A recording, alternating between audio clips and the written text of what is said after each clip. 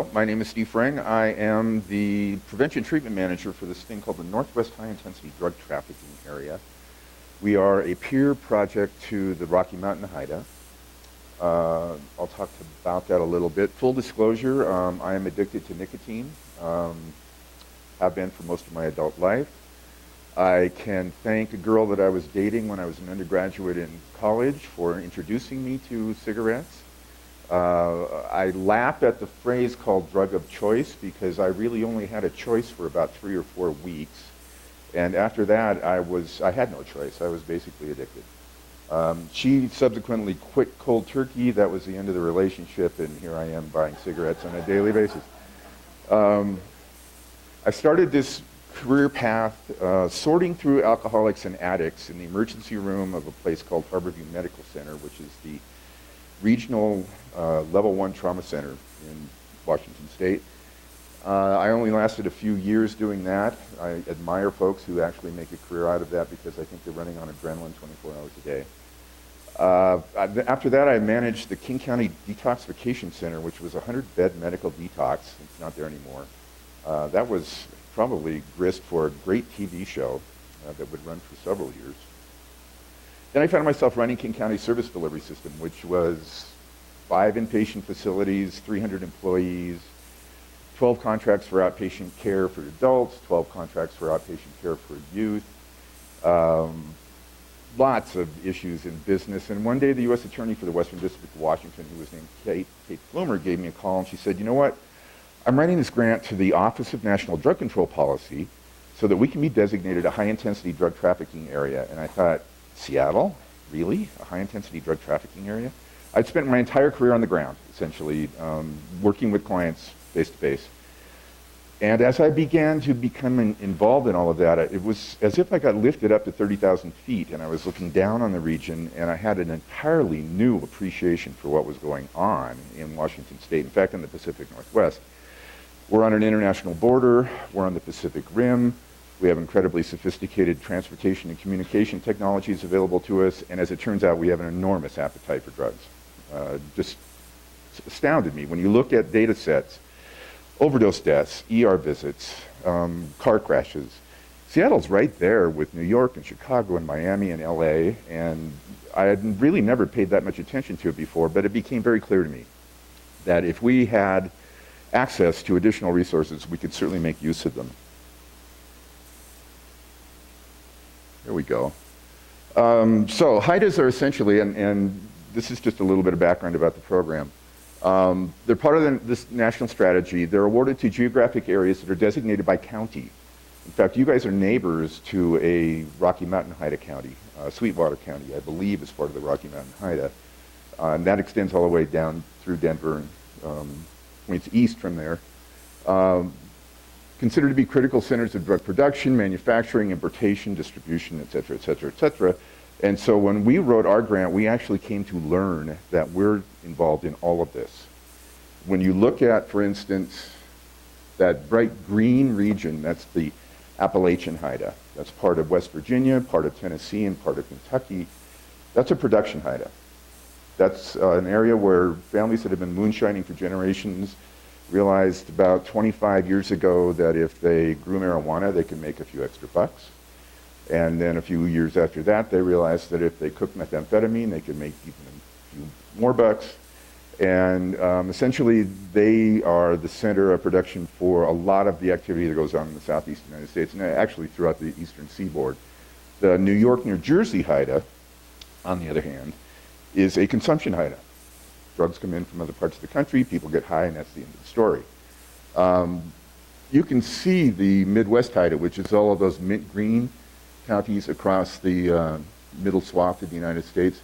The kind of, it's a terrible color, the flesh-colored HIDTA is the Rocky Mountain HIDTA. It's no accident that there are HIDTAs all along the Mexican border. Essentially, the first HIDTAs were conceived of in the late 80s, the first Bush administration.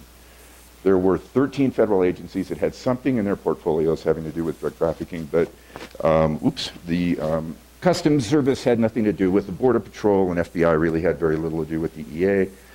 Everybody was in their silos. There was really very little going on to keep the Colombians from coming across the Caribbean with cocaine. Miami Vice was true. They were up to their earlobes in South Florida. And so some very smart guy in the White House realized that if they figured out a way to get those federal agencies to work together, they'd probably have a much better chance of trying to head that off. So they said, well, let's just make grants available to different regions, and U.S. attorneys can be the applicants for those grants. And the condition is that those federal agencies have to sit down and agree about how to spend that money. And why don't we go a step further and insist that they allow state and local law enforcement in at the same time, which was unheard of in those days, and that everybody has an equal voice, and everybody comes up with a strategy for how to deal with the particular issues in their region, because it is very regional. Drug abuse is very, very, to the extent that Baltimore is essentially a heroin city, Washington, D.C. is essentially a cocaine city. In downtown Seattle, there's a correctional facility that has every kind of drug abuser you can imagine. Go 30 miles south into southern King County, and essentially their jail's filled with methamphetamine addicts. So even that little distance makes it an enormous difference in some cases. We were finally designated well, I'll finish that story first. So the first HIDAs were along the eastern seaboard. They were unbelievably effective. They drove the Colombians out in about 2 or 3 years. The law of unintended consequences is such that they started coming up through the Mexican landmass. The Mexicans stepped aside for a year or two and then realized that there was a lot of money to be made in this whole proposition, and basically that has snowballed to the point where they are today, with the cartels essentially running what is nearly a narco state at this point in Mexico. The HIDA concept expanded significantly. Essentially, even though that looks like a smattering of counties, that accounts for about 85% of the population of the United States. They're unbelievably effective. That's our little piece of the action. The counties that run from Canada to Oregon is where I-5 goes. That's how the drugs get there, coming down from Canada. The chemists that had been cooking methamphetamine in British Columbia for some years realized a while ago that if they cooked MDMA, ecstasy, they could make a lot of money. We actually interdict more MDMA at the ports of entry between British Columbia and the state of Washington than any other point on Earth. That is not intended for Washington State. That's essentially intended for the rest of the Northern Hemisphere, the northern part of the Western Hemisphere. The other interesting thing, I guess, around this is that Yakima, which is on the eastern side of the state, the Cascade Mountains essentially run along the east side of those western HIDA counties, is one of the principal drug distribution centers in North America. More drugs come up from California and Mexico into Yakima than to Seattle. More drugs run west from Yakima to Seattle than from Seattle to Yakima. I'll show you an interesting little map about that. So a very brief history about opiates and opioids. That is an opium poppy that is raw opium seeping out. They basically just walk along with a little knife that's curved and score them and then collect that seeping stuff. It's ancient. It's at least 10,000 years old as far as being incorporated into culture goes. We have not, to this date, come up with a better analgesic, a better painkiller than opioids. And that's why they're so significant in our culture and in the way things go.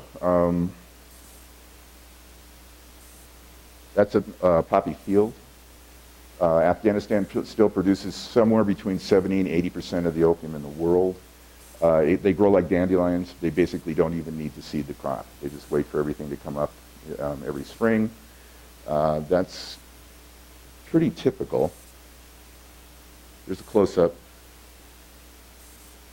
There's somebody scoring a poppy. It's an individual poppy. And that's the sap from the bulb. That is the raw material for heroin. That's the raw material for opium.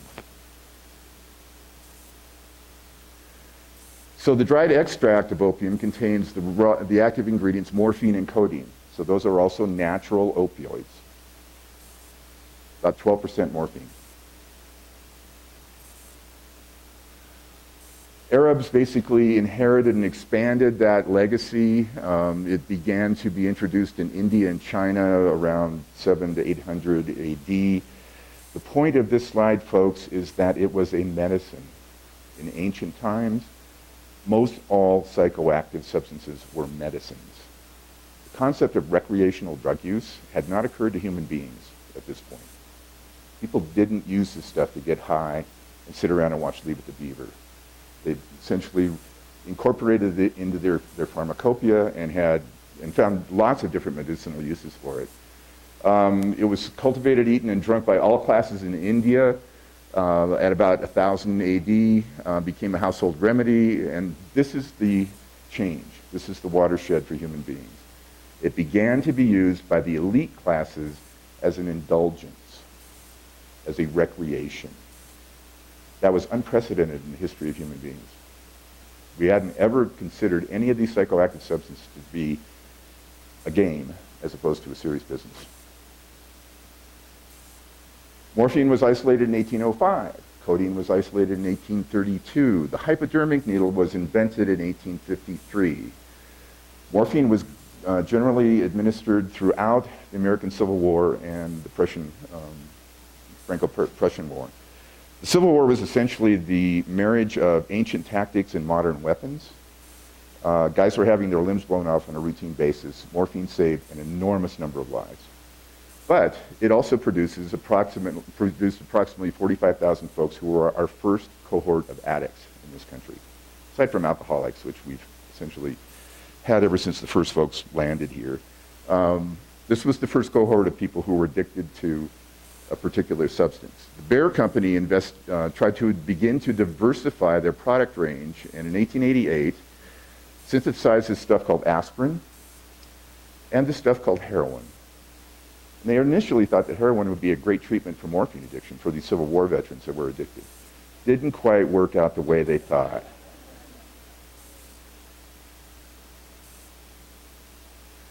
So we began to be concerned about the availability of these things in our culture, in our society. And we began to associate some of this activity with folks that we considered not mainstream Americans. Immigrant Chinese were bringing in opium smoking, and nobody had really ever seen anyone smoke opium before. Heroin was found to be more addictive than morphine. In clinical observations around the turn of the century, you could go to what was called an apothecary and essentially buy products infused with any of this stuff, any of it. Patent medicines peaked around 1900. There were more Americans addicted to psychoactive substances in 1900 per capita than there are now. The percentage of Americans that were addicted in 1900 was higher than it is now. So what did we do? We started passing laws. The decades between 1900 and 1920 essentially saw the pendulum swing all the way from here all the way to there. The Harrison Narcotic Act, the Food and Drug Act, the FDA all came about. 29 states passed opiate prohibitions. People started to become up in arms about it, and of course that pendulum swung all the way to prohibition, which was a noble experiment. In fact, it really did impact drinking. The per capita consumption of alcohol in the United States did not reach the levels it was at before Prohibition until the 1970s. It took 40 years for Americans to get back to the drinking behaviors that we had before Prohibition. That's an apothecary. That's basically a candy store for anybody that wants any psychoactive substance to speak of. Come on now. That's an advertisement for the soothing syrup for colicky infants that contain morphine. And that's an editorial cartoon in regard to those wacky Chinese who were bringing opium into the country and exactly what it was doing to them when they were using it. The Yellow Terror. So, post-World War II, we began to associate drug use with inner cities, poverty, immigrants, communities of color. The Controlled Substances Act was enacted in 1970. President Nixon created DEA in 1973. The Vietnam vets began coming home with raging heroin addictions. They were running into the best heroin in the world when they were in Vietnam. Methadone, regardless of what you think about the man, Nixon was probably one of the more progressive presidents we'd had in regard to drug policy. He was essentially behind the implementation of all the methadone clinics in the country. He was behind the implementation of all of the community drug and alcohol centers, the outpatient treatment programs that are federally funded, or at least used to be. The National HIDTA program was created in '89, as I mentioned. Drug abuse in the U.S. involved 12 million people in 1992. Drug abuse in the U.S. involved 16 million people in 2001. Drug abuse involved 24 million people in 2012. Opiate addiction in the U.S. now includes almost 600,000 people who are specifically addicted to heroin and over 2 million people who are addicted to prescription opioids. That's a lot.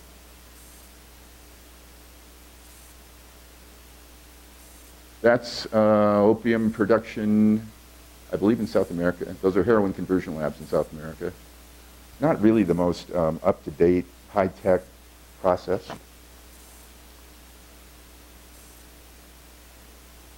Where am I clicking? And this is the most recent date for which I could get any data, but that's global opiate production. Consumption basically is enormous in the Americas and in Asia, as you can imagine, but it's all over the world. Essentially a global phenomenon. That's the trafficking routes in the Eastern Hemisphere.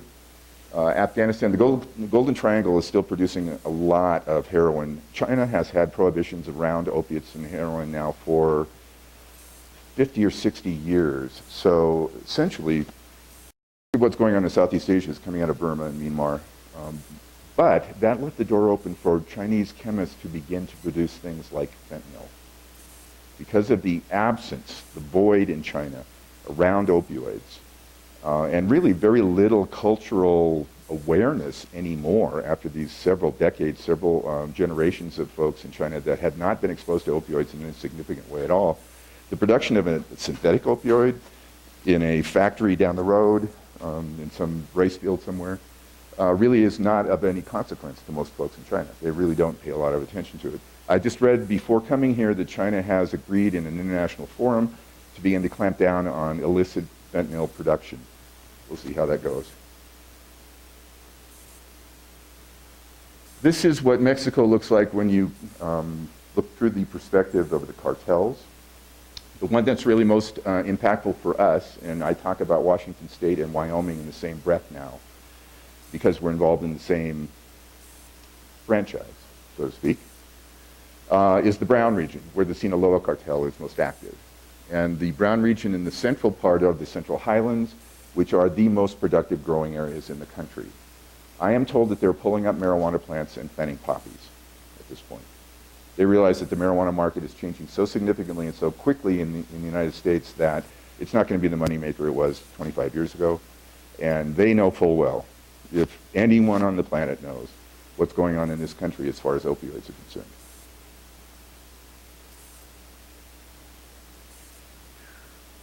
Those are the principal trafficking routes. One of the sidelights on this is New Orleans, which used to be a backwater in this whole picture until Katrina came along. And essentially, most everyone left New Orleans after the hurricane. The first folks to arrive were cartels, and they basically set up shop. And rather than Atlanta being the center of everything involved with drug trafficking in the Southeast United States, New Orleans is now significant. New Orleans now has a principal role in terms of a way station in this trafficking pattern. I always blink when I look at this. These are the regions in the United States where there is a footprint involving a Mexican cartel. And when I'm talking about a footprint, I'm not talking about a guy that drives up from LA with a trunk full of drugs. I'm talking about individuals who live here, who have raised their families here, who will likely die here, and who have made a career of this. I'm still astounded at what's going on in Washington State.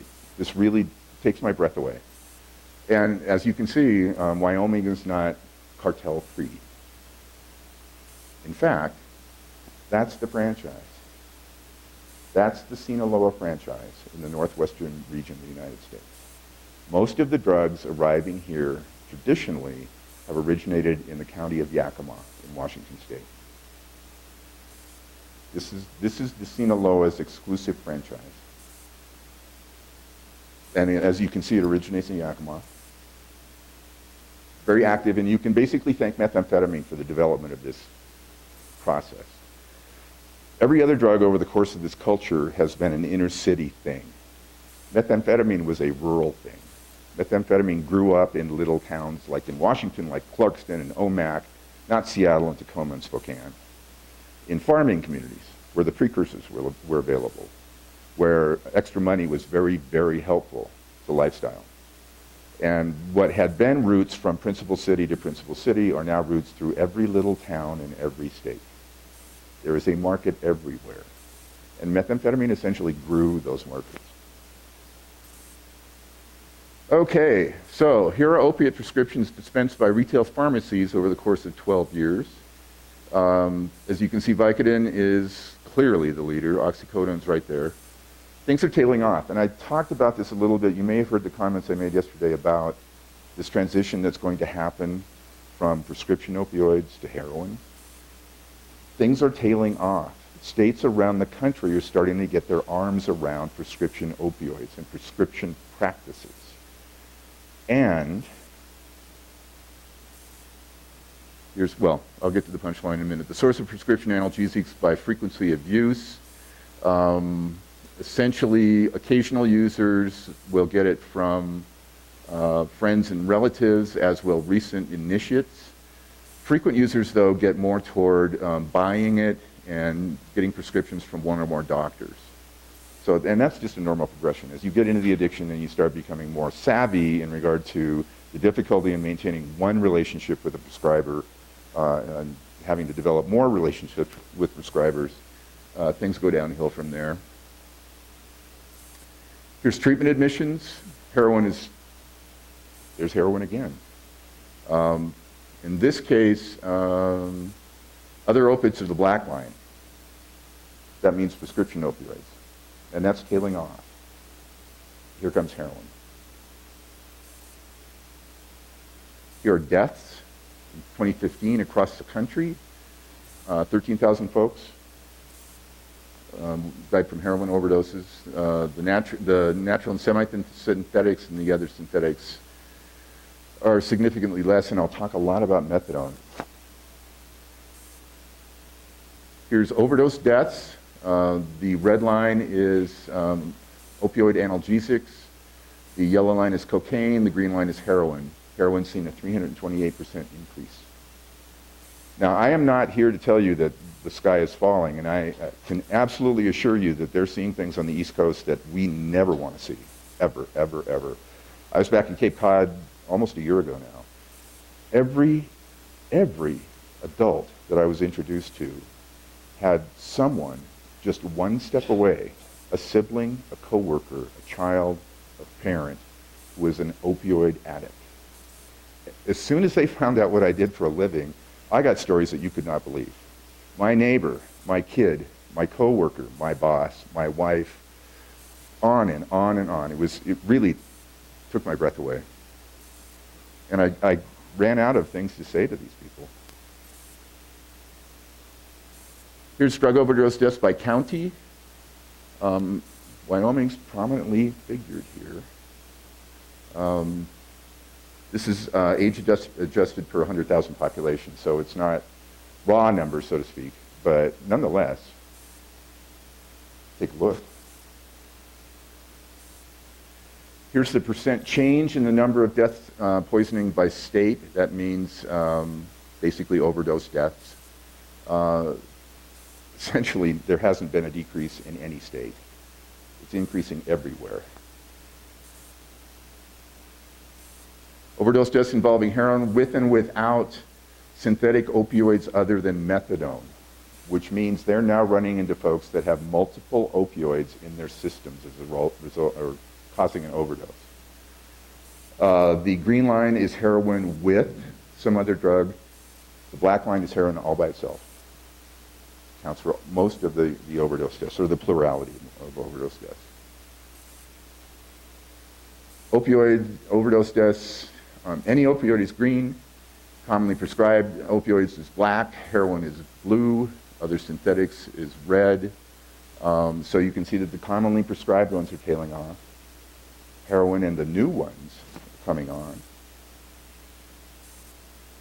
So we'll talk a little bit about, I'm moving pretty quickly, our friends the opiates. As I mentioned, the natural ones are opium, morphine, and codeine. Semi-synthetics are heroin and Dilaudid. Synthetics are OxyContin, Percodan, and Percocet, which are all the same drug. They're just made by a different manufacturer and given a different name. But they are exactly the same. Vicodin or Lortab are exactly the same. They are hydrocodone.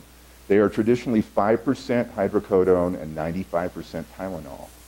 So when that soccer mom shows up at the treatment center who's been doing 25 bikes a day, they are more concerned about the fact that she is burning up her kidneys and liver with Tylenol than her addiction to the hydrocodone. Methadone is methadone. Darvon, thankfully, is gone. When I was growing up, my best friend's dad was a doctor. Those were the days where when you walked in to go to work at Harborview and you walked through the lobby, there were pharmaceutical industry representatives with little card tables handing out muffins, coffee, literature, and samples, free samples. And doctors used to get free samples in the mail. So my friend's dad had this cabinet of drawers in his den. The bottom drawer was birth control pills. The next to the bottom was antibiotics. The next one was a potpourri of different things. And the top drawer was psychoactive substances. So we would essentially, on a Friday night before prom or before a dance or before a game, although I usually played in the game so I didn't get to sit in the stands, we'd just go through the drawers when his dad wasn't looking and grab a couple Darvons or whatever happened to be laying around. Demerol, which was the first psychoactive substance I was ever introduced to when I blew up a knee playing basketball in high school. That guy put the needle in my arm, and 25 seconds later, I was a changed man. And fentanyl, which has historically only ever been available in operating rooms and emergency rooms, ever. And occasionally in a patch for a chronically ill individual in a nursing home. Things have changed significantly. So they are potent analgesics, very potent analgesics. They have a relatively short half-life. You guys know what that is? That's the period of time during which you actually feel high. That's the period of time during which the drug is active in your system. Nicotine has a half-life of about 90 minutes. So if you know a smoker, they're usually outside every 2 hours or so. Cocaine has a half-life of maybe 2 hours if you're pretty lucky. Methamphetamine, on the other hand, has a half-life of about 10 to 12 hours. Opioids essentially have very short half-lives. If you've ever gotten a Vicodin prescription, it's take 2 every 4 hours. So the 4-hour half-life is pretty typical.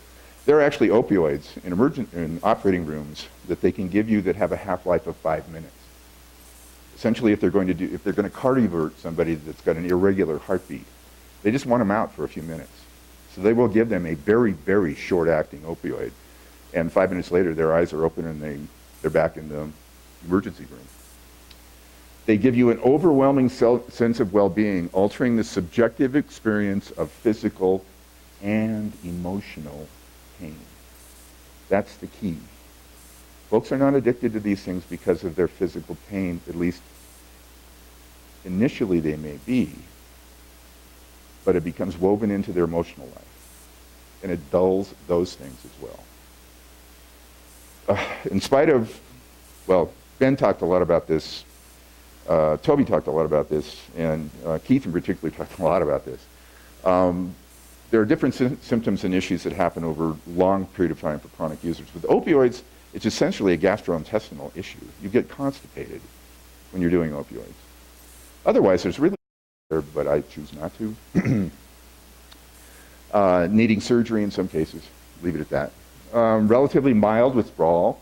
Ben talked about this a little bit, especially when you compare it to alcohol or sedatives. When I was working in the detox center, I saw people die from alcohol withdrawal. I saw them have DTs, I saw them have seizures, I saw them have cardiac arrests. I have never seen anyone die from an opioid withdrawal. It's essentially a really bad case of the flu for about 3 or 4 days. Guys at detox would walk up to me and say, you know what, you don't have to medicate my sweats, you don't have to medicate my shakes, you don't have to medicate my nausea, just give me something to sleep tonight. Make sure I get a good night's sleep for 2 or 3 nights and I'll be out of your hair. I'll be out of this detox center and back on the street, I'll be fine. I don't care about these other symptoms. All I want is a good night's sleep. Although there are severe health risks due to intravenous use, which involves all kinds of nasty things like HIV, hepatitis, aggressive infections. So, it is an analgesia. It produces euphoria. It's a calming effect. It induces sleep, a sensation of warmth, gives you constipation, it dries you out, constricts your pupils, so when you bump into somebody and you can barely see their pupils, chances are there's an opioid going on there.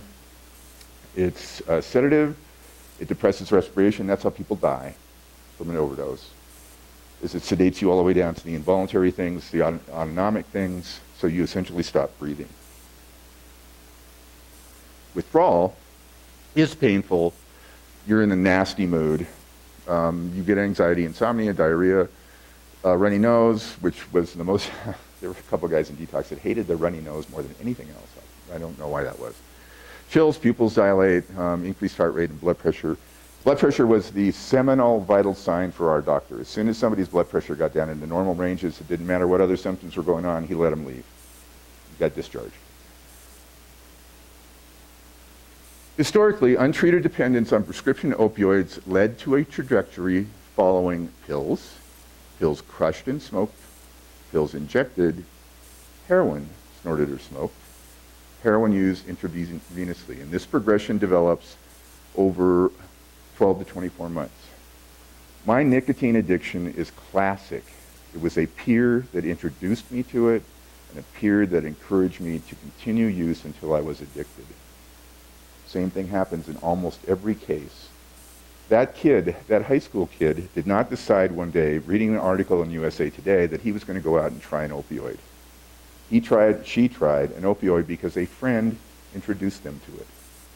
Because a group of friends were using it. It's a peer-driven phenomenon, exclusively. And the route of administration is a peer-driven phenomenon as well. You shoot it if your friends shoot it. You smoke it if your friends smoke it. You smoke it until you think that maybe you can get a better bang for the buck if you shoot it. Then you might have to go to a different circle of folks. Your smoking friends may not want you around if you start using IV. So you've got to go into a different peer group. Here are the syringe exchange surveys. This was exclusive to King County. This is the county that Seattle's situated in. This is what I mentioned yesterday. This is a really recent phenomenon. When we started surveying needle exchange folks 5 years ago, the vast majority had initiated heroin as their first opioid. Now, the vast majority initiated opioids because of medication and graduated it to heroin.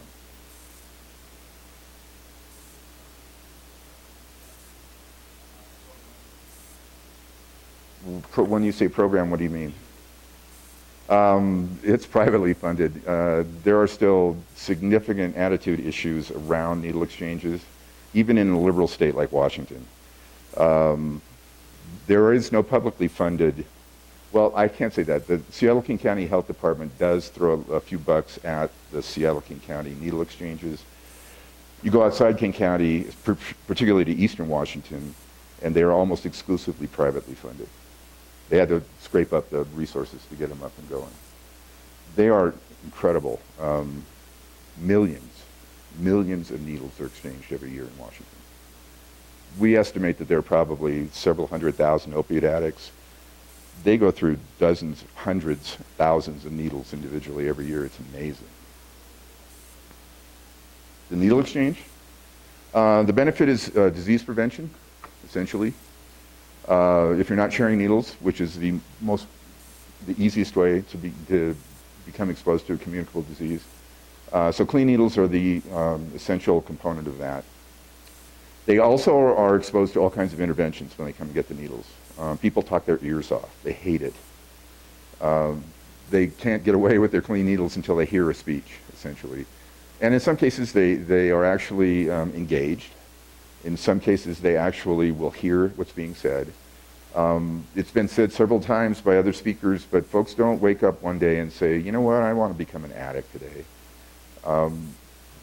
Most addicts only use so they don't get sick. The whole phenomenon of getting high really got old for them probably some years ago. And they are, by and large, although they do like getting high, I won't dispute that in the least. They are, however, by and large, using also so they don't get sick, so they don't go into withdrawal.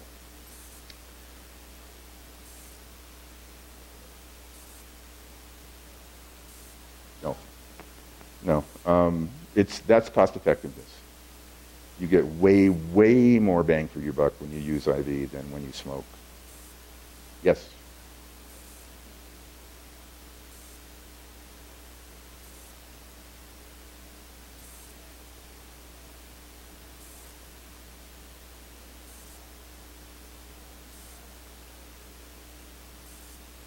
We, in one of our surveys, we did not use the word treatment. We asked them, if you were given the opportunity, would you do something about your addiction? And the vast majority, 75% of them said yes. Yeah. It's like, I'm sick and tired of being sick and tired. This ain't no fun, no more. Yes?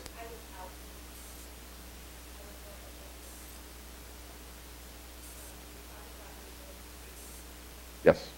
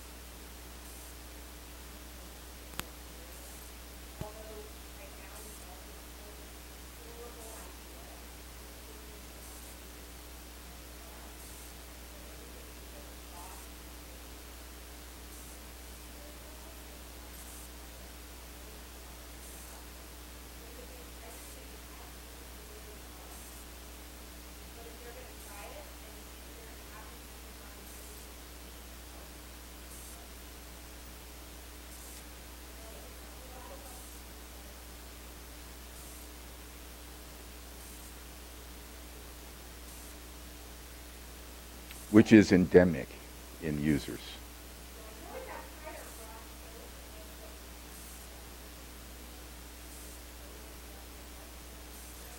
To my knowledge, a needle exchange has never created a new addict, ever. Ever.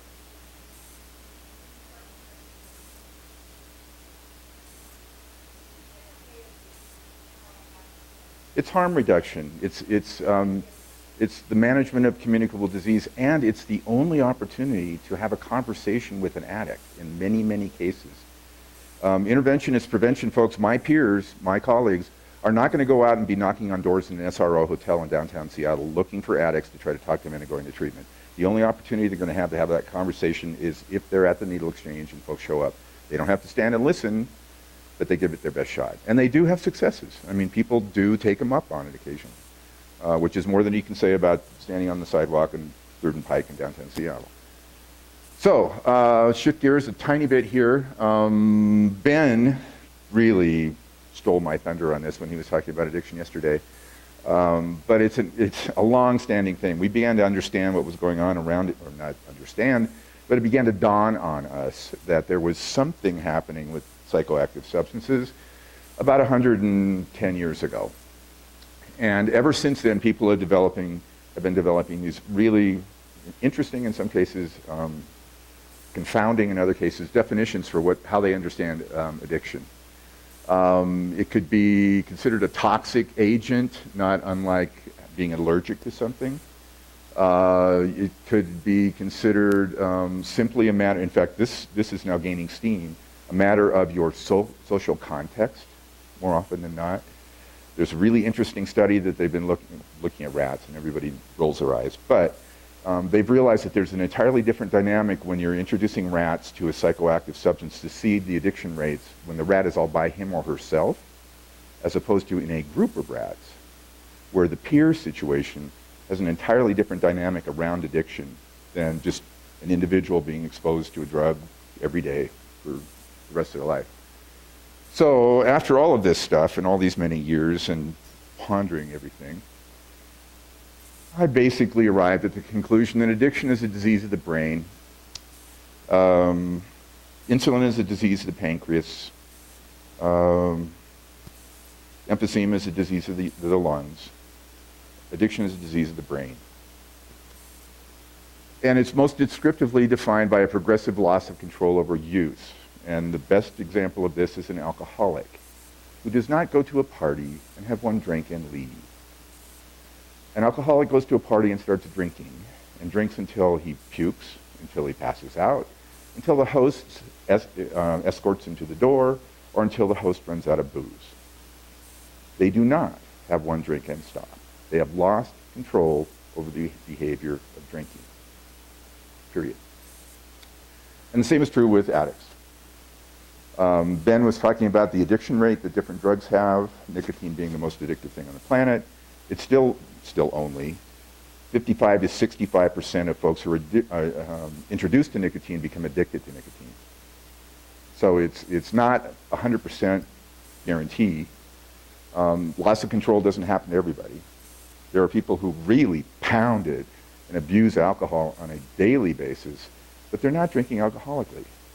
They can actually go a day without it. They can actually go to a dinner and have a couple glasses of wine and go home. They might drink when they get home, but they won't end up underneath the table and having to be dragged out to the car by their heels. Addiction, and Ben also showed you the 11 criteria in the DSM-5 for making the actual diagnosis of a substance use disorder, SUD. I basically distilled that into 4 things that really seem to be the most common, things that are in play. Of course, the first one is compulsive use, involuntary irrational use, which is that loss of control. That's the behavioral evidence that you've lost control over the behavior. Second is continued use despite adverse consequences. That's lifted exactly from the DSM-5, regardless of where you are. The third is craving, an intense irrational psychological preoccupation. So if I was addicted to opioids, I'd be thinking, okay, I'm done with this at 10. I got to drive to Jackson Hole. I'm going to catch a plane to Seattle. I'm going to get in about 6:30 tonight. It'll take me about an hour to get a hold of my dealer. It'll probably be another half hour before I can actually sit down and fix. I'm obsessing about that. I'm already craving it. And I'm already thinking about how this is all going to play out until I can actually get high. That's how that works. And denial. This is not one of the 11 DSM-5 criteria, but this is what I learned and this is what I saw when I was working in the field. And I can tell you that it is a uniquely human thing and that this is what treatment is all about. When somebody goes to a treatment center, not detox, not 5 days to get clean and sober, but an actual treatment program to learn how to be a sober person, that staff deals with denial every day. That's all they're doing is trying to get those folks to eventually say, you got me, I'm an addict, okay, what can I do about it? When you have a friend who you think has a drinking problem, who's knocking down 3 6-packs a night and still speaking the King's English and walking a straight line, you're thinking, you know what, I think I should have a conversation with this person. So you bring it up, get out of my effing face. This is none of your goddamn business. You really need to take this somewhere else. You don't have to talk to me about it. I know how to control my drinking. I'm on top of it. I drink the way I want to drink, and it's none of your goddamn business. That's denial. The thing is, they're not just shining you on. They believe it. In their soul, in the deepest part of their being, they really do not believe they have a problem. There may be a little tiny sliver that eventually wakes up There may be a point in their lives where a conversation they have with somebody turns on the light. Ben talked about that with his recovery. Keith talked about that with his recovery. But up until that point, they don't believe it. They really do not believe it. And that's what treatment's all about. And that's why treatment doesn't work all the time for everybody every single time they go on, because they don't want to hear it. If their denial is that strong, they can sit there for 90 days and listen to that crap and walk out on the 91st day, go down to the bar, because they're still in denial. They still don't believe it. And also, you've heard from other speakers that addiction entails this thing called abstinence syndrome, which is withdrawal. As you use a psychoactive substance, you develop a tolerance for it. So that friend of yours that can drink 3 six-packs a night was not born with that tolerance. He or she had to work on that. He or she had to condition their body to tolerate that much alcohol. That takes a while. But that may be a cool accomplishment for some people. Unfortunately, the other side of that coin is dependence. With tolerance comes dependence, physiological and psychological, in some cases social even. As you develop that dependence, you can't just stop one day and be fine. You can't just stop Wednesday and tomorrow morning, Thursday, wake up feeling like you felt the day before you ever had a drink, or the day before you ever used. Your body has to readapt to being abstinent. And when that happens, you go into withdrawal. You get sick. It's the rebound of what you were doing when you were using drugs. So if you were doing a sedative, like alcohol, or benzodiazepines, or barbiturates, the rebound is the opposite. Everything's firing. Lights are too bright, sounds are too loud, your clothes hurt your skin. Everything is just unmanageable and control. If, however, you're doing a stimulant, like cocaine or methamphetamine, the rebound is to crash, is to sleep. You probably haven't been eating much when you've been doing these stimulants. It's to gorge. I went to a treatment program just to visit a couple colleagues a couple months ago. And they had a couple 18-year-olds who had been doing meth for 3 years. And they were 2 weeks into treatment and they were still sleeping. They were not even capable of getting up and sitting through groups every day because they'd not off. They were catching up on 3 years worth of lost sleep. So it's the rebound effect from any of the particular drugs that you're doing. Here we go. How interested are you in getting help? We didn't say, how interested are you in going to treatment, which is to anybody. Treatment has a lot of connotations for a lot of users. Most of those connotations are negative. So we didn't use the word. We said, how interested are you in getting help to cut down or quit? Over half were either very or somewhat invested in that idea. They're sick and tired of being sick and tired. It's not fun. It's a hustle. Every day, every single day, it's a hustle. Here was a 33-year study on opioid addiction outcomes. Basically, this was the natural history of 581 addicts over the course of 33 years. The top slice were the 22% that actually achieved abstinence. The next slice are the 2% who were occasional users. The next slice are the 5% who got onto methadone maintenance. The next slice were the 7% who continued using. The next slice was the 4% who were incarcerated. The big dark slice are the 48% who were dead. And 12% they couldn't find. They either dropped out of the study or they couldn't find them after everything was said and done. So it's not really a very happy career path, as it turns out. So when you're thinking of treatment, the effectiveness increases when the program draws in a variety of components. One size does not fit all. I can tell you this because I'm a treatment guy and I've been doing it, or I had been doing it for years and years. I also had a private practice, so I kind of know what works. And one thing does not work for everybody, and everything does not work on any particular person. It has to fit their needs. You have to get to know them. You have to understand the career of their addiction. You have to understand their situation socially, their familial situation, their employment situation, their developmental situation. Length of treatment makes everything, makes the huge difference in everything. That's why drug courts are so effective. Well, I shouldn't say that. It's not the only reason why drug courts are effective, but drug courts are typically 12 to 18 months. Publicly funded treatment, at least in Washington State, if you're lucky, you get 90 days. If you're on Medicaid, you get 90 days. That's it. That's nothing. For a meth addict, they're just back on the planet 90 days into abstinence. They are just back to the point where they know what planet they're on. So drug courts are this godsend where people are actually involved in treatment actively for over a year in many cases.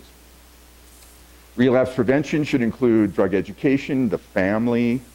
The family usually really is more damaged in some cases than the individual. Self-help groups, inpatient, intensive, outpatient, outpatient, are all, intensive outpatient, outpatient are different modalities. Cognitive behavioral therapies, decision-making, behavior change. It's not all just psychotherapy and exploring your childhood in a group therapy session. I am a strong advocate of medicated assisted treatment. I watched my outpatient system for years and years and years try to treat opiate addicts in an abstinence-based model. They failed miserably. They failed miserably. The most effective intervention for opioid addicts is medication-assisted treatment. And it's not, that's a misnomer. It is just treatment. Happens to include a medication, but it's just treatment. Yes?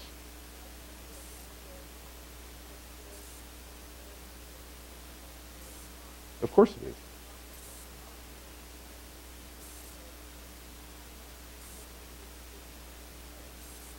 Because methadone has a 24-hour half-life, and you only have to get dosed once a day. And it does. And if you're being dosed correctly, you're not getting high. You're just not getting sick. All it's doing is introducing enough opioid into your system so you don't go into withdrawal. It's not introducing enough opioid into your system so you get high. So methadone patients in licensed clinics are not getting high every day.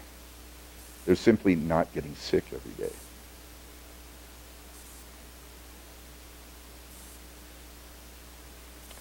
So there are two significant methadone providers in the city of Seattle. The executive director of one of those clinics feels quite strongly that if two phenomena occur to you, one of which was the first time you ever used opiates was the first time in your life that you ever felt normal, which is very typical. Or if you've been using for so long that your body has completely adapted to opioids, you're going to be on methadone for the rest of your life, according to this man. His methadone clinic does not anticipate anybody's going to leave the program until they die, unless they ask to. Unless they finally say, 15 years down the road, where they're getting take-home doses, they don't even have to show up at the clinic anymore. They just go in once a month and they give them 30 days worth of methadone, and they're fine. They're CEOs, they're bank presidents, they're police officers, they're any number of different professionals. He doesn't believe that that is the course of treatment. The other executive director is quite adamant in regard to the fact that his mission in life is to get everybody in his caseload off methadone eventually. So they have these elaborate tapering protocols. They're by and large successful, but it's difficult because it is as much, or depending on which research you read, more effective than other opioids. It's a choice you have to make. It opens the door into a normal routine for you if you're an opiate addict. And again, you can white knuckle it in an abstinence-based program and see how that goes.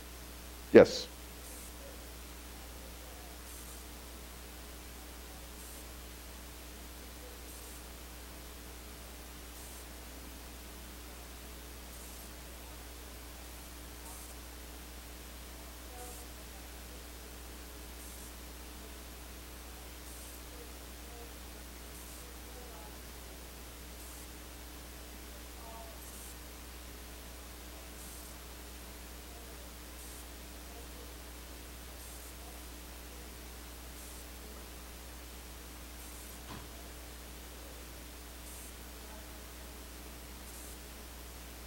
Well, 80% of their normal life fell away when they became alcoholic or addicted. And that has to be reintroduced as well. I mean, go to the library, go to the beach. That's something they haven't done for 20 years.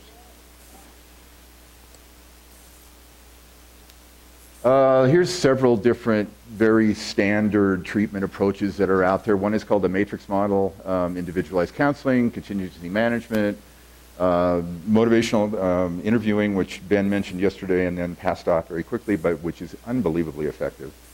Behavioral therapy for adolescents, all kinds of different interesting approaches, strategies, trademarked and copyrighted programs that have come and gone.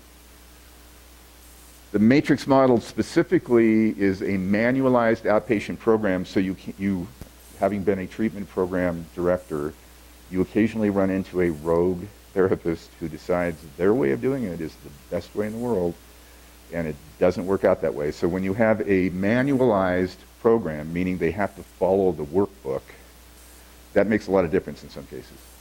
The therapist uses a combination of skills as a teacher and a coach. All kinds of different things are going on. You're coming at the patient from all kinds of different directions. It's not just one thing. One size does not fit all. Okay, buprenorphine, Suboxone, Subutex, highly safe medication. No evidence of significant disruption or cognitive or psychosocial performance with buprenorphine. No evidence of organ damage. It's not as destructive as methadone. It's not as physiologically punishing to your body as methadone is. And of course, buprenorphine can be prescribed by doctors, depending on the state you're in, who have been certified to prescribe it. They can have caseloads that range, depending on the state you're in, that range anywhere from 40 to 200 people. In Washington, they continue to expand it significantly because we now are approaching 75,000 people on buprenorphine in Washington State, which exceeds the methadone client population by a factor of 3. It's exploding. And it does get on the street, like anything else. And people do abuse it, but it's not really a good, very satisfying way to get high. Drug courts, very briefly. Another treatment intervention, I already mentioned them.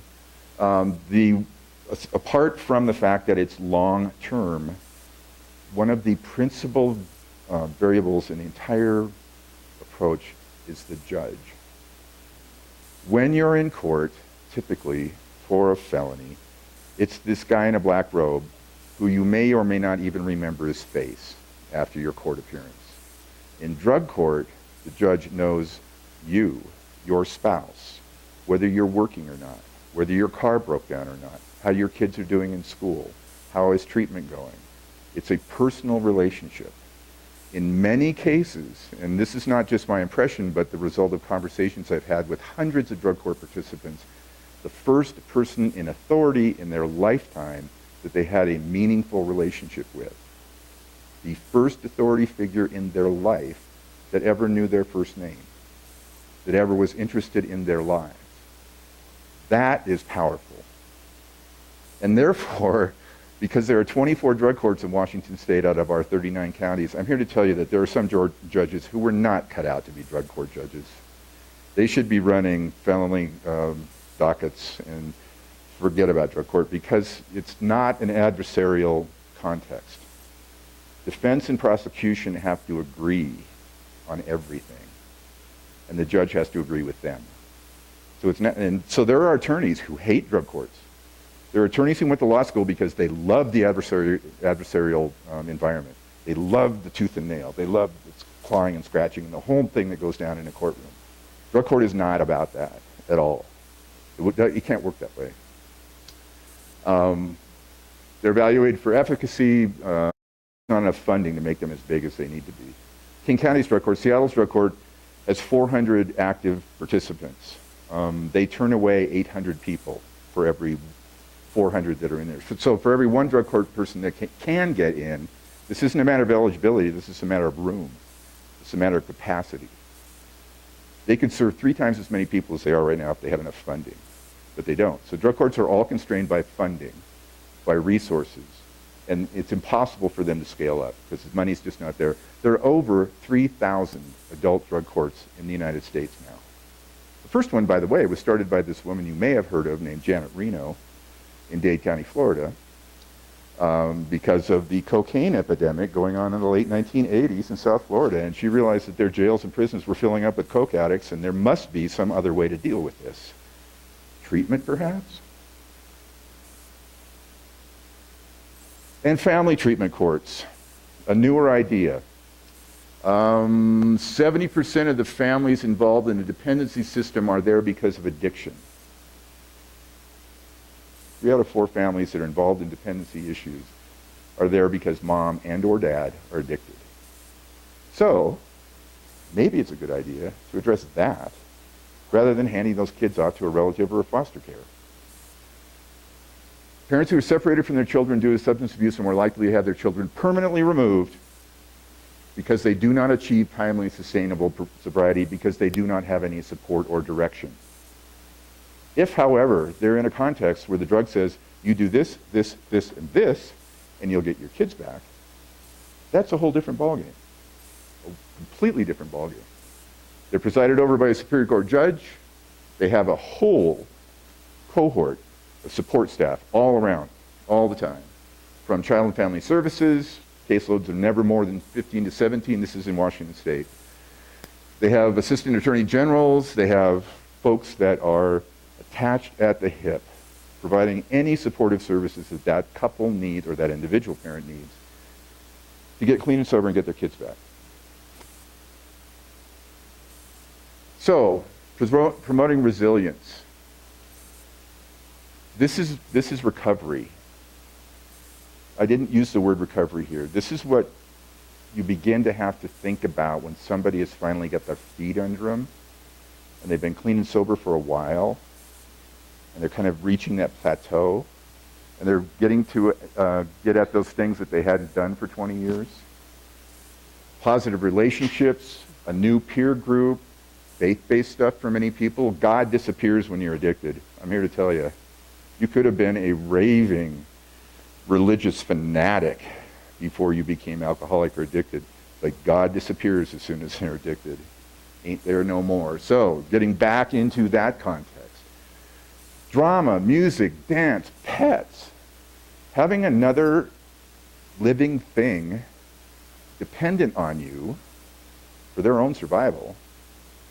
It seems like I'm kind of overblowing that whole thing. But no, talk to somebody who lost a pet that they've had for 20 years. It's a family member. It's a relationship. Volunteering. Keith talked about that. That's how he got into the whole thing, was to begin to volunteer. That probably saved his sobriety more than anything else. Keep the goal of one pleasurable activity a day. Adhere to a carefully balanced lifestyle. All kinds of small things that no one even thinks about, like diet and nutrition and exercise. Exercise. You know that most diseases of aging are diseases of inactivity? Most people die early because they're couch potatoes. So exercise, everybody. Do a few jumping jacks today. Okay, very quickly, I'm going to show us 3 of our good friends. Our first friend, our biggest friend, is Vicodin. And the take home here is the last bullet. 124 million prescriptions. Wait a minute. There's only 300 million of us in this country. 124 million prescriptions for Vicodin? Holy moly. And that's 2013. That's the last time I could get decent data out of the pharmaceutical industry, was 4 years ago. They won't even release this data anymore. They don't want people knowing this stuff. As I mentioned, it includes acetaminophen. It's also really good for as a cough suppressant. It's an antitussive. So you find hydrocodone in a lot of the prescription cough medications. Obviously habit-forming. Risk of liver toxicity when you take that much Tylenol every day. Again, it's 95% Tylenol and 5% hydrocodone. They came out with this stuff called Zohydro about a year ago that was 100% hydrocodone. It's now off the market. Essentially, everybody in the country, agreed after a year's experiment that they needed to get that stuff the hell out of the pharmacies and out of people's hands. Because we were just looking for another prescription opioid endemic. Our good buddy OxyContin, 53 million prescriptions in 2013. 53 million prescriptions. Oxycodone is the active ingredient. It's been out there forever. It's Schedule 2. There's our two good buddies, the 40 and the 80. There's also 120s. On the street, they're going for $1 a milligram. If you had 120 bucks to buy a 120, for 120 bucks in the streets of Seattle, you can get a week's worth of very high-quality heroin. Do the math. Methadone was synthesized specifically in the 30s and 40s to be an opiate substitution treatment, not an analgesic. Wasn't too long ago, well, it was that whole thing that happened in the 90s where doctors were told that they had been under-medicating us for generations in regard to pain. So that was one of the huge drivers in where we are today, is when the medical profession turned around and looked at itself and said, we've been under-medicating Americans for generations. So, of course, the pendulum didn't stop. The pendulum went all the way over there. It's also now widely prescribed for pain due to changes in pain management. A 700% increase by 1996, which is only 3 or 4 years after those articles appeared in medical journals. 12 years ago, there were already 41,000 people making ER visits. The point here is that it was synthesized specifically to have a 24-hour half-life, so that methadone clients only have to go to the clinic once a day. And obviously, you don't want a pill that has a 24-hour half-life to have an onset that knocks you on your butt for the first few hours after you took it. So it has a very slow onset, a very lengthy course of activity, a very long half-life. And doctors who are prescribing it for pain do not tell their patients that. Their patients think it's like Vicodin, and you can take one every 4 hours. If you're not informed that you should not take more than one of these once a day, they'll find you in bed dead the next morning. If you take 2 or 3, if you take one and you expect to get that buzz you get from a Vic after 35 minutes on an empty stomach. If you take a Vic after you had lunch, you might not get a buzz until an hour into it. But you're on an empty stomach, you pop a methadone, your buddy gave it to you and said, you know what, this is so much better than Vicodin or Oxy, you really need to try this. So you pop one and you look at the clock, and it's been 45 minutes and nothing happened, and you think, I just got ripped off. This pill is a piece of crap. So you take a second one, and maybe even a third, and they find you dead in bed the next morning. As long ago as 2004, 10 people died from methadone toxicity every day because of that. It is not any other opioid. It's in a class all by itself. It should not be prescribed for pain. It was originally intended to be an opiate substitution treatment for heroin and other opioids. And now we have fentanyl. In fact, not, as you guys learned yesterday, not just fentanyl, but carfentanil and everything. Yes? It works. It's another substitution. I think it was originally intended to be for alcoholics, or they found it to be effective for alcoholism. I can tell you a little story about Vivitrol. It's not a typical opioid substitute. Some years ago, 3 or 4 years ago, the Substance Abuse and Mental Health Services Administration came out and said, as a result of the new drug czar, Mr. Botticelli, when he became the director of ONDCP, he also began to issue edicts, not the least of which was If you are a federal recipient of treatment dollars and you do not provide your clients the option of going into medication-assisted treatment, you will lose your federal dollars. I can tell you that I have colleagues who are still orthodox 12-steppers and who do not believe in medication-assisted treatment. They think it's a crutch, they think it's another drug, they think it's just a bunch of BS. Well, the drug czar comes out and says, sorry, I'm not giving you any more money unless you give your patients the opportunity to do medication-assisted treatment if they choose to. That withered a little bit, but I insisted because I'm a Fed, right? Even though I don't work directly for ONDCP, I'm a grant-funded guy, but nonetheless I'm a Fed. And I've got 10 drug courts in my program with which I contract and from whom they get money on an annual basis. I said to them, because there were 3 out of the 10 drug courts that I fund resistance to medication-assisted treatment. And I said, okay, you don't get any more of my money unless you offer your caseload medication-assisted treatment. And after giving me the finger and then stomping out of the room, they arrived at Vivitrol, which was not as heinous as methadone or buprenorphine as far as they were concerned.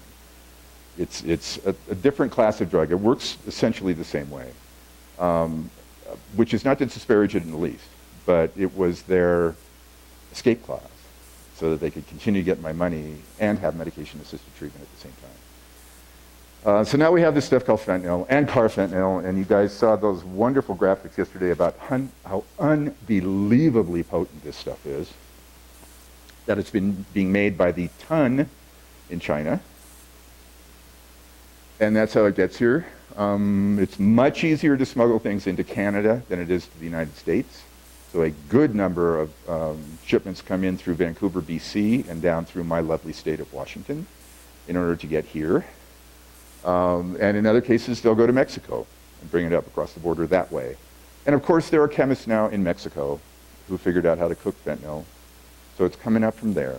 We don't have to worry about a trans-Pacific trafficking route any longer. We can simply just go down to the Mexican border and pick it up. It's pretty easy to make. And it's cheaper than heroin. You don't have to put a seed in the ground and hope Mother Nature helps that thing grow to maturity. You can just set up a little lab in the jungle and make fentanyl. And I have never seen a graphic like this in my career. Ever, ever, ever, ever. These are the exhibits that law enforcement have submitted prior to going to court across the country, and I have never seen that before in my life. I've never seen a drug. Most drugs kind of come on stage at the corner and slowly inch their way into the spotlight. This drug jumped out of the balcony onto the square of the center of the stage and has been in the spotlight ever since. And I don't see it going away. It's got so many advantages over heroin, I can't begin to list them out. And there you go. Those look like 30 milligram oxys, but they're loaded with fentanyl. That's what killed Prince. They'll never know if he knew there was fentanyl in those pills or not. He may not have. They could have been bogus. They could have been counterfeit. So, 20% of survey respondents a couple years ago reported using at least one prescribed opioid medication during the preceding 12 months. I went to my dentist last August. I had a crown. He said on the way out of the chair, I'm going to prescribe you a little bit for pain. And I said, dude, this was a crown. You didn't pull out my tooth. You didn't fill a cavity. You just gave me a crown. I'll be good with Tylenol. He said, no. I don't want you to have any pain at all. I'm going to send you out of here with some Vicodin. And I actually got heated. I got up out of the chair. I went out to the front desk to make my next appointment, and there's a prescription for 20 Vicodin waiting for me. The guy did not accede to my wishes. The guy did not do what the patient requested. The guy insisted that I go home with a prescription for Vicodin. I don't know how typical that is, but it wouldn't surprise me at all. So, 72% of us that have those things report that we've got leftovers. And almost exactly the same number of people keep it. My mother, bless her heart, my 89-year-old mother, keeps her medication in the cupboard above the kitchen sink for reasons I still don't understand fairly well. And I visit her probably every week or 10 days. And I always paw through the cabinet above her kitchen sink to see what new goodies her doctor has given her lately. And so I'm poking around in there one day, and I look way in the back, and there's a prescription for Percodan from 1985. And I said, Mom, I'm throwing this out. She said, I paid good money for that. I said, you know what, the active ingredient probably doesn't even work anymore. What if you and your brother ever got hurt and you couldn't get medication? You'd be able to come to my house and get medication. And I said, well, number one, it's not my medication. You're not supposed to share your medication. Number two, it doesn't work anymore. It's over 20 years old. She would not let me throw it away. I put it back. I mean, it got that heated that my mother would not let me throw out a 30-year-old prescription. So 10% of us are accumulating medicines every year, and your kids' friends know that. Your kids' friends know when they excuse themselves to go to the bathroom and they look in the medicine cabinet and they see a little orange bottle and it's got 18 pills in it. It was originally a prescription for 24. You only took 6 because your ankle felt better after 3 or 4 days. You've forgotten completely about it. You don't know that there's 18 in there. They don't take the whole bottle. They take 12 of the pills and put them in their pockets, knowing full well that no one will ever know that there was originally 18 pills and now there's only 6. That's how it works, over and over and over and over and over. So, safeguard all your drugs at home. Count the pills. If you're going to keep the bottle, count the pills. Set clear rules for teens about all drug use, not sharing. I was at my sister-in-law's house a couple of weeks ago. It was a big party. A friend of hers came up and said she had a really bad headache. And my sister-in-law said, oh, wait, I've got a couple of Vicodin upstairs. No, that's a prescription medication. You're not supposed to do that. Be a good role model. Follow your rules. Don't share them like that in front of kids. Properly conceal and dispose of old medications. Ask friends and family to safeguard their prescriptions as well. You can get one of these. They're lock boxes. You can still put them in plain sight, but you've got to break them with a sledgehammer to get into them. There are now websites, take as directed. This is the Washington State website from the Department of Health, specifically about prescription opioid pain medications.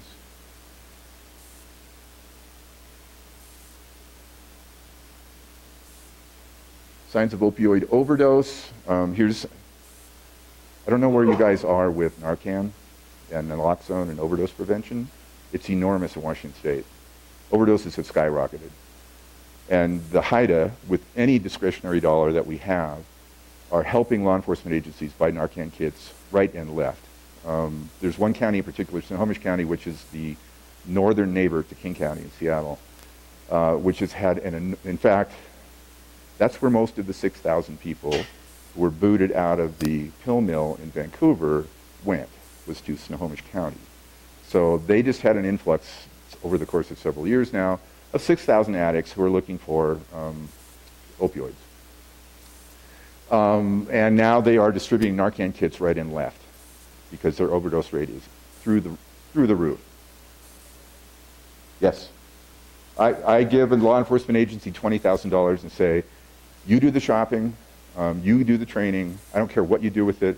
All you have to do is buy Narcan kits with this, buy training if you need the training, and get them out there. And you don't even have to just exclusively keep it with your officers and your patrol cars. You can share it with public health, you can go to the jail, you can go to public health clinics, you can go to schools. I don't care. The more widely distributed these kits are, the more likely are that you're going to be able to prevent an overdose at some point. It's unbelievably effective. They won't wake up, they're not breathing, they're blue, they start gurgling. The risk factors for overdose are interruptions in tolerance. It's not like alcohol. So I talked about developing a tolerance to alcohol. That's a lifelong thing. So if Keith ever wanted to start drinking again, and he has obviously relapsed several times, he realized that his tolerance was exactly the same with that first drink than it was 12 years ago when he stopped. His body didn't change. He still had this huge tolerance for alcohol, which is unlike other drugs. With narcotics, when you stop, your tolerance disappears. So The highest risk is an addict who has been in jail for 45 days, gets released to the street and thinks, I'm going to use just like I used before I went to jail. And boom, that kills them because their tolerance has disappeared. So the interruptions in tolerance, mixing drugs, I'm going to talk about that again. The unbelievable variation in purity now, you never know when it's cut with fentanyl anymore. Misuse of prescription pain medication and using alone, that's the other rule. If you're going to use, don't use alone. If you overdose and you're alone, you'll die. And this is not a wimpy, bleeding heart thing. They're not going to have a chance to get clean and sober if they're dead, period. So call 911 immediately. Give rescue breaths because it's their lungs that have stopped, and give them Narcan. So it's a prescription medication that reverses an opioid overdose. That's all it does. You can't get high, and it doesn't do anything else. If somebody walked up to me right now and squirted Narcan up my nose, nothing would happen. All it does is reverse opioid overdoses. No effects on a person who has not obviously used opioids. Safe and effective, used by emergency medical professionals. Law enforcement in rural communities in Washington State typically get to a scene before paramedics do. There are more law enforcement professionals out there than medical professionals. And typically, law enforcement professionals get there first. So they should have Narcan kits. Safe and effective, takes 2 to 3 minutes. Now that we're seeing fentanyl, sometimes you have to administer it 2 or 3 times. The other issue, guys, is that you're going to be exposed to fentanyl at some point. Well, you saw the whole thing. Fentanyl exposure is completely unanticipated and sometimes unidentifiable. And I have already accumulated anecdotal evidence that Narcan kits have saved law enforcement professionals' lives because they've been exposed to fentanyl and they didn't know it. So it's for you and them. This is how it works. Basically just blocks the receptor site.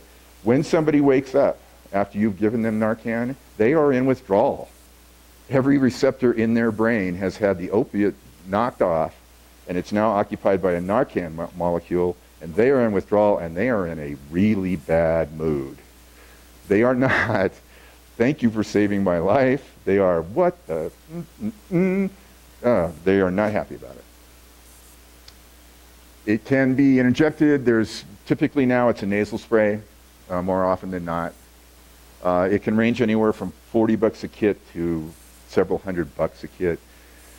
The Narcan producers are now gouging the United States in significant ways in regard to price. You have to do a lot of shopping, and sometimes you have to go in with other agencies to make an enormous purchase in order to get a price discount. It's unconscionable. It pisses me off like you can't believe. Those guys should be dragged into court or tarred and feathered, as far as I'm concerned. So, prescribers, you can get it. You can walk in. At least in Washington State, you can just walk in and say, can I have a Narcan prescription, please? And you get it. You can, in years, even months past, you had to have a standing order, and in some cases, the county health officer could issue that standing order to county employees, both law enforcement and public health, and they could have access to Narcan kits then. Now in Washington State, you can essentially just walk into a Walgreens and say, I'd like a Narcan kit, and get one. That took legislative action to do that. Is it just a safety net? Well, making naloxone available does not encourage people to use even more. That's the thing that's moving through the community right now, is some guys are saying, you know what, I've saved the same guy 4 times now. So you're going to let him die in the 5th time? You're just going to stand there? Or are you going to give him Narcan 5 times? Withdrawal feels terrible. The goal of distributing naloxone and teaching people how to prevent, recognize, and interview overdoses is to prevent deaths. Has nothing to do with their addiction, has nothing to do with the future arc of their life, except for the fact that they would have no arc if they died. You can't get clean if you're dead. So, careful opioid prescribing, which has its unintended consequences. I mentioned that. As the availability of prescription opioids is curtailed, You can count on heroin going. Addicts are not, because their doctor says, you know what, I'm not going to fill this anymore, and that doctor down the street isn't going to fill it for you anymore, and that doctor in Sweetwater County isn't going to fill it for you anymore. They're not going to sit there and think, well, then I better go to treatment. They're going to find another source of opioids, and it's heroin. So careful opioid prescribing does have its unintended consequences. Prevent inappropriate initiation, dampen illicit supply, obviously. Buprenorphine and methadone agonists, syringe exchanges, infectious disease prevention, overdose prevention, dealing with the public stigma. It is a multi-pronged strategy to try to get our arms around this. And it really can get away from you when you least expect it.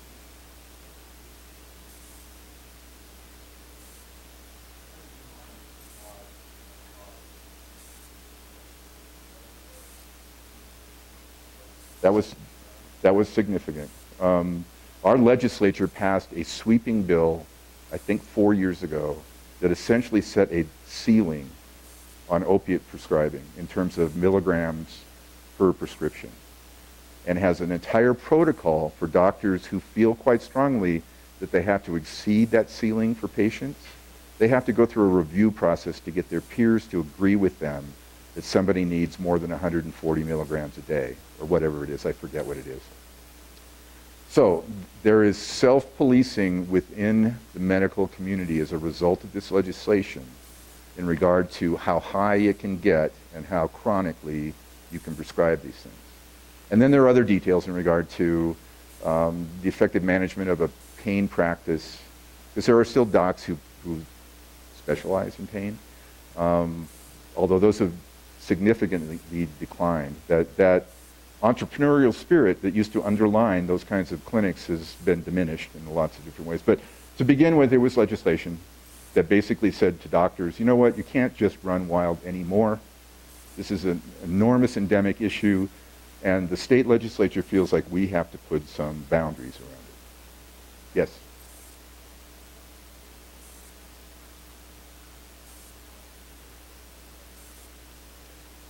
Treatment. You got to make treatment available. Pretty much, or you end up with a heroin endemic.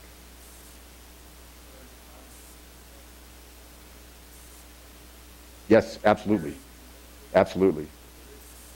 Absolutely. Early in my career, opiate addiction was out there. It was a cohort of people that I couldn't relate to. I was a nice, bright, shiny, middle-class guy. Opiate addicts were not that. That's not the way it is anymore. It's right here, at the surface of my skin. My best friend's kid broke his ankle, ended up this far from heroin, before a well-meaning police officer pulled him out of a running car in the middle of an intersection at 4 in the morning and said, dude, I know a doctor that can prescribe buprenorphine for you. If you do that, I won't arrest you. And the kid did it. So I'm sitting at my friend's den one day, and this kid I've known since birth walks in and pulls this orange bottle out of his pocket and says, you know what this is? And I said, yeah, it's buprenorphine. What the hell are you doing with it? And he told me the story. And it's like, addiction is not out here anymore. Addiction's right here, in my life, in my friend's life. We also have stopoverdose.org, which is part of the Alcohol and Drug Abuse Institute at the University of Washington, but it's also a nationally available website. It talks a lot about Narcan. There's a video that's done by the Seattle Police Department in regard to the use and availability of Narcan for law enforcement professionals. All kinds of other contexts and approaches to it. I'm way over time, I'm sorry. I'm almost done. Take Back Day. This was the most recent one. This is the DEA's thing. But pharmacies, hospitals, clinics can all have take-back programs. Happy hour, 5 to 7, every pharmacy in the city. And I actually answer my phone and my email. That's the Northwest Side website called the M-Files. And if you have any interest whatsoever in ONDCP and the HIDA program, whitehouse-drugpolicy.gov, do not go to whitehouse-drugpolicy.com. It's a porn site. Any questions?